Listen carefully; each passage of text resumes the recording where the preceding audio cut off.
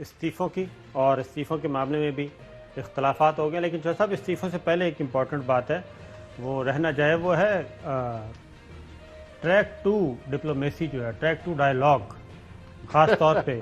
और मरीम ने भी उसका जिक्र किया और मरीम सफदर साहिबा सबसे ज़्यादा परेशान है। दो लोग परेशान हैं जी, मोहम्मद अली दुरानी साहब की जो मुलाकात हुई शहबाज शरीफ साहब से, और अब शाहिद खाकान अब्बासी साहब भी बैरून मुल्क जा चुके हैं। और ये आनन फानन ये क्या हुआ, ये अभी तक उकदा खुल नहीं रहा, और किसी से भी सारे लोग लगे हुए हैं कि वज़ीर-ए-आज़म इमरान खान, उनकी काबीना, गश्ती मरासला और हंगामी तौर पे उनका नाम ECL से निकालना, ये सब कुछ क्या हो रहा है। आपको याद है? पहले ज़रा दुरानी साहब को सुन लें जी, उन्होंने क्या कहा था। मोहम्मद अली दुरानी साहब ने ट्रैक टू डिप्लोमेसी के बारे में कहा था, ट्रैक टू डायलॉग कि जनाब वो शुरू हो चुका है, और ये भी कहा था लंदन में भी शुरू हो चुका है। लेकिन जो ऐसा शाहिद खाकान अब्बासी साहब गए हैं टर्किश एयरलाइन के ज़रिए बैरून मुल्क, और वहाँ से उन्होंने जाना है अमेरिका। तो दरमियान में फिर बरतानिया तो स्किप हो गया क्योंकि वो वैसे ही बैन है, बंद है। तो ये क्या चीज़ चल रही है? नहीं, पर आपको तो नहीं ये हैरानी होनी चाहिए, जो हमें समझते हैं कि हम ऐसे ही अपनी तरफ से उड़ा देते हैं। 15-20 दिन पहले तो इसी शो में कहा गया था कि शाहिद खाकान अब्बासी का नाम ECL से निकालने का फैसला हो गया है, वो अपनी हमशीरा की तीमारदारी के लिए जाना चाहते हैं। लेकिन दरअसल उसके अंदर कोई सियासी पैगामात मौजूद है जो उन्होंने लंदन वाली क़यादत से डिस्कस करने हैं किसी स्टेज पर।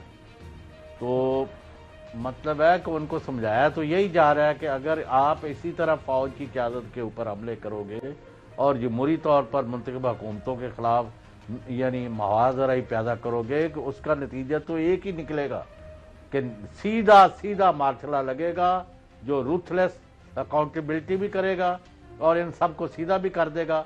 लेकिन हम ये चाहते नहीं हैं, we do not want it. We want political and democratic dispensation to continue and Imran Khan government to deliver as per his mandate, as per mandate of PTI।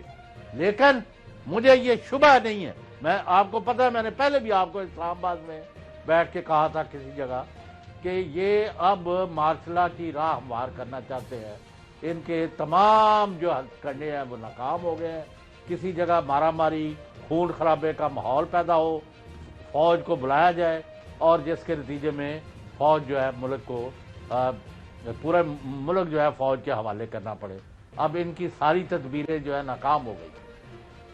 तो साहब अभी मेरा ख्याल है कि वो स्टेज शायद ना आए क्योंकि अभी काफ़ी चीज़ें बाकी हैं। एक तो सेनेट का इलेक्शन खैर आफियत से हो जाएगा और इसकी अपनी सफ़ों में काफ़ी ज़्यादा दरारें पड़ चुकी हैं। JUI में मौजूद हैं जनाब, और JUI का जो जिन लोगों को निकाला गया है, जिन रहनुमाओं को, उनका कल एक इजलास भी है और उस इजलास के बाद वो एक ऐसी मूव करेंगे कि मौलाना फजलुर रहमान साहब, मेरा ख्याल है कि उनको उस वक्त समझ आ जाएगी जब वो मूव हो जाएगी।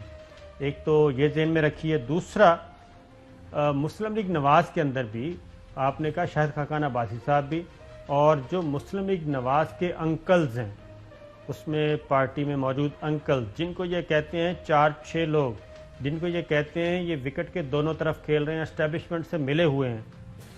कल मोहतरमा मरीम सफदर साहिबा के साथ बिलावल भुट्टो की दावत पे नज़रियाती मुस्लिम लीग नवाज़ का कोई नहीं गया जी।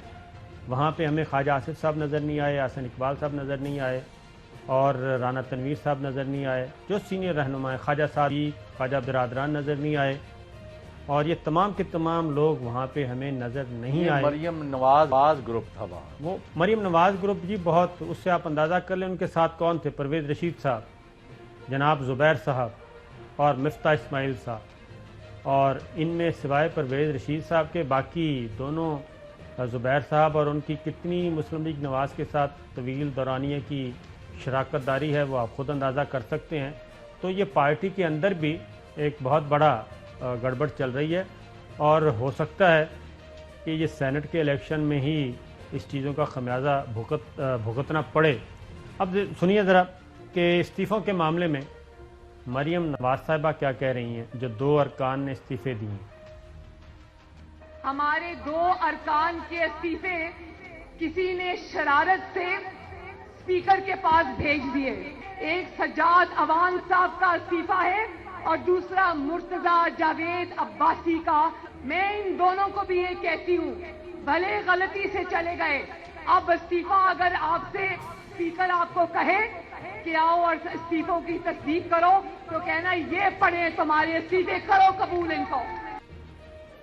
अच्छा चौधरी साहब, पहली बात तो ये है कि शरारत से नहीं गए, ये मरियम सफदर साहिबा ने खुद भेजे हैं चेक करने के लिए, वो टेस्टर लगाते हैं ना, उसके लिए। अब और कैप्टन सफदर साहब ने लगता यही है कि उन्होंने कोई शरारत की है।